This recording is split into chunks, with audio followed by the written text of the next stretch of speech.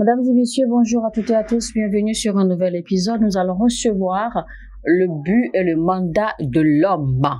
Le but et le mandat de l'homme. Et ce sera avec le pasteur John Anosike. Le but et le mandat de l'homme. Alors, qui est l'homme? Qui est l'homme dans son vrai sens et dans le but de la création? L'homme est quelque chose de très, très profond que Dieu a créé. L'homme est si profond et plus profond que ce que vous ne pouvez jamais imaginer. Alors, selon le livre de Genèse, chapitre 1, verset 26, comme Dieu l'a dit, alors Dieu a défini clairement ce que c'est que l'homme ou comment l'homme devrait être. C'est pour cela qu'il a dit dans Genèse, chapitre 1, verset 26, il a dit, créons l'homme faisons l'homme à notre image, à notre ressemblance, et qu'il domine sur les poissons de la mer, sur les oiseaux du ciel, sur le bétail, sur toute la terre et sur tous les reptiles qui rampent sur la terre. Donc, et c'est là même que se trouve le but de l'homme, de la création de l'homme sur terre. Que l'homme ait la dominion sur tout ce qui est cité dans la Bible, que l'homme ait la dominion sur les poissons de la mer, sur les oiseaux du ciel, sur le bétail, sur tout ce qui vit sur la terre. Donc le but de Dieu, comme défini par Dieu, pas défini par les hommes, ou encore moins les scientifiques, parce que même les scientifiques ne peuvent pas définir le potentiel de l'homme, parce que les scientifiques ne savent pas véritablement qui est l'homme. Ils ne peuvent pas définir, ils ne peuvent pas dire qui l'homme est. Parce que quand on parle de la création de l'homme, eh bien, ça a été une création un peu extraordinaire. Ça a été une création bien définie, parce que Dieu a dit, faisons l'homme à notre image et à notre ressemblance.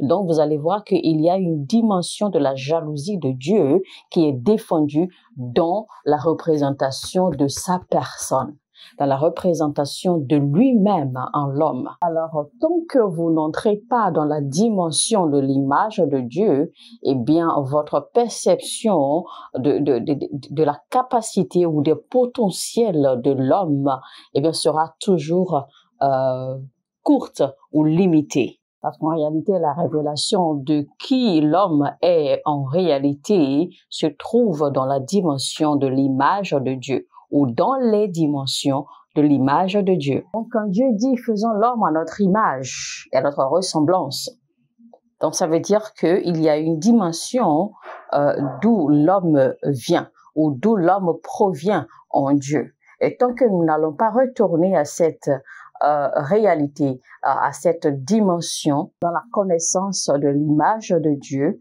afin de refléter sa ressemblance, notre mandat, notre but en tant qu'homme, notre mandat de dominion et les potentiels qui s'y trouvent sera limité. Et les autres créatures ne pourront pas voir la ressemblance de Dieu se refléter en nous, afin de respecter notre autorité ou nos autorités. Je ne sais pas qui vous êtes, peut-être que tu dis que tu as de l'autorité ici dans tel domaine et cela, moi je m'en fous. Mais tant que cette autorité n'est pas renforcée, d'accord, ou fortifiée par cette ressemblance de Dieu, eh bien, les autres créatures ne vont jamais se soumettre à notre autorité ou à notre mandat de dominion que Dieu nous a donné. Pour cela que toute autorité qui est déléguée vient toujours avec le support d'un certain niveau de droiture ou de justice.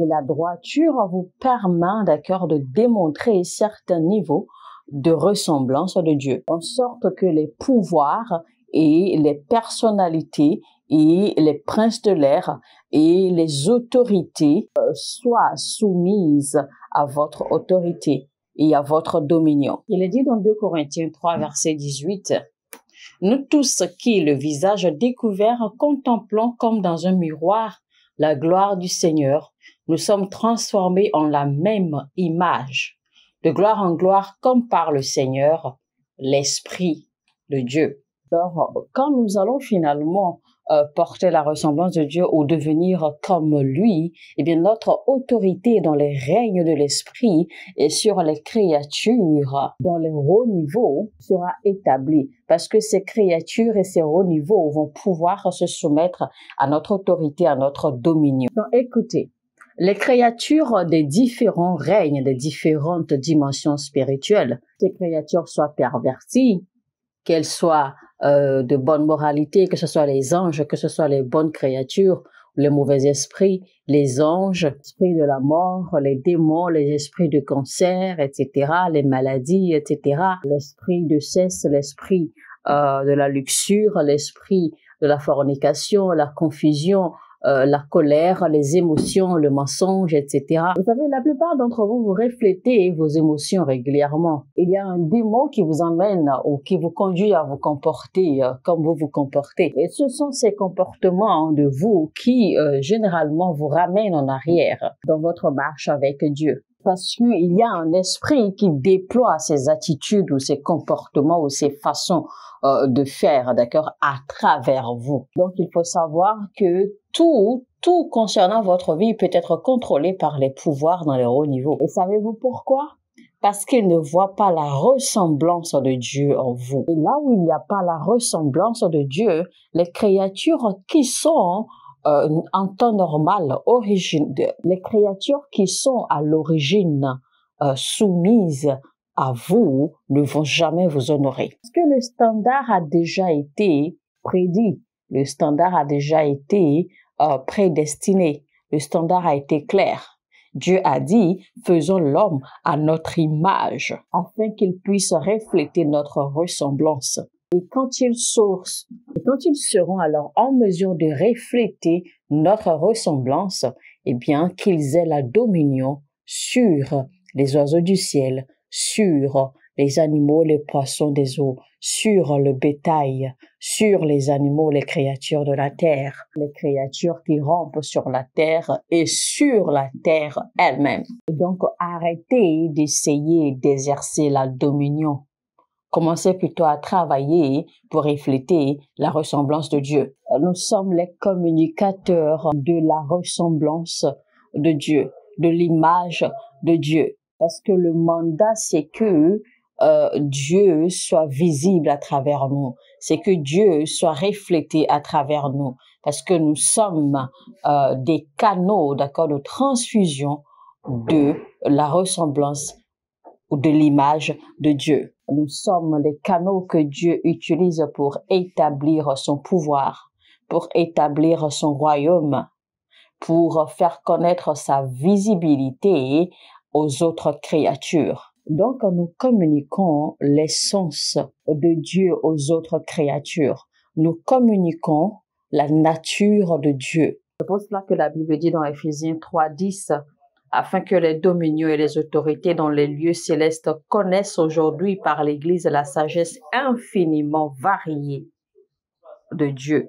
Donc, ça veut dire en fait que nous sommes appelés à démontrer la sagesse de Dieu aux créatures, aux anges. Donc, le but de l'homme a été clairement déclaré et défini par Dieu lui-même. Alors, écoutez, même si cette génération échoue, d'accord, même si cette génération n'arrive pas à capturer qui l'homme est véritablement, eh bien, il y a une autre génération qui arrive. Même si vous n'arrivez pas à découvrir qui vous êtes aujourd'hui, cela ne veut pas dire que les réalités de Dieu sont fausses. Parce que même si vous n'y arrivez pas, eh bien, la génération d'après vous y arrivera. Il y a une génération qui arrivera forcément. Alors, le fait que vous ayez échoué en quelque chose ou que vous n'ayez pas réussi à faire quelque chose, d'accord, dans votre génération ne veut pas dire que cette chose n'existe pas ou que cette chose est fausse. Il y a toujours un temps, il y a toujours le facteur temps pour la réalisation ou la manifestation d'une chose. C'est pour dire que parce que vous ayez échoué ne veut pas dire que ça ne réussira pas ou que ça ne marchera plus. Le troisième fils de Adam n'a pas été sauvé par le sang de Christ, mais ses descendants ont reçu le salut par le sang de Christ. Eh bien, rappelez-vous que Seth a continué, car c'est de Seth que les autres générations, que la procréation de l'humanité a continué. Il est vrai que le troisième fils de Adam n'a pas reçu, ou n'a pas joui des bénéfices du salut en son temps, mais sa descendance, plus de 4000 ans après, ont reçu le salut de Christ et les bénéfices du salut. C'est ce qui est dans le pouvoir de l'homme. Les promesses de Dieu ont été établies dans les cieux. Ce n'est pas maintenant que Dieu est en train d'exaucer vos prières.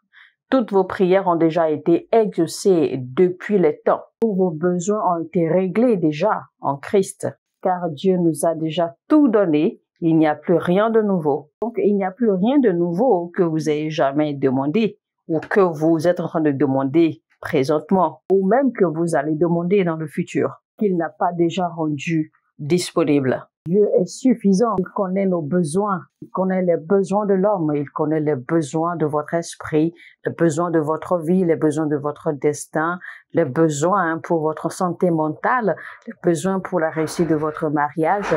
Il connaît vos besoins. Et il a déjà tout pourvu. Mais pour que nous puissions manifester et jouir de ses provisions, eh bien, nous devons nous aligner à la juridiction de ces pouvoirs, la déposer à l'intérieur de nous. Ces pouvoirs qui sont latents à l'intérieur des nouvelles créations. Nous ne pouvons pas continuer à être des bébés chrétiens. Les chrétiens ne veulent pas prendre le contrôle. Les chrétiens ne veulent pas prendre charge. Les chrétiens refusent de grandir spirituellement. Mesdames et messieurs, on va s'arrêter là pour aujourd'hui. C'était donc le but et le mandat de l'homme, première partie avec le pasteur John Anosike. Alors, si vous avez apprécié ce message, likez maintenant et partagez au maximum autant que vous pouvez. Abonnez-vous si vous n'êtes pas encore abonné. Activez la cloche de notification afin de ne rater aucun de nos messages. Sur ce, je vous dis que Dieu vous bénisse abondamment. Shalom chez vous. Je vous retrouve très très rapidement pour la deuxième partie. Shalom chez vous. Que Dieu vous bénisse. Mon heure a sonné et votre heure a sonné.